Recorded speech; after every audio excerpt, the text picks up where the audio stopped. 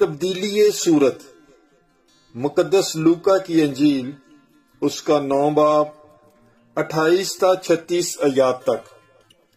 اور ان باتوں کے تقریباً 8 روز بعد وہ پطرس اور یوحنا اور یعقوب کو ساتھ لے کر ایک پہاڑ پر دعا کرنے گیا، اور اس کے دعا کرتے وقت اس کے چہرے کی صورت بدل گئی اور اس کی پوشاک سفید براق ہو گئی، اور دیکھو 2 آدمی اس سے گفتگو کر رہے تھے۔ یہ موسیٰ اور الیاس تھے جو جلال میں دکھائی دیے اور اس کے انتقال کا ذکر کرتے تھے جو یروشلم میں ہونے کو تھا۔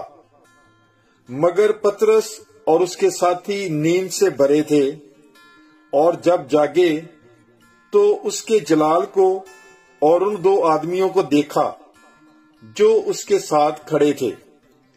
اور جب وہ اس سے جدا ہونے لگے تو پطرس نے یسوع سے کہا کہ اے استاد، ہمارا یہاں ہونا اچھا ہے، پس ہم 3 ڈیرے بنائیں، ایک تیرے لیے اور ایک موسیٰ کے لیے اور ایک الیاس کے لیے۔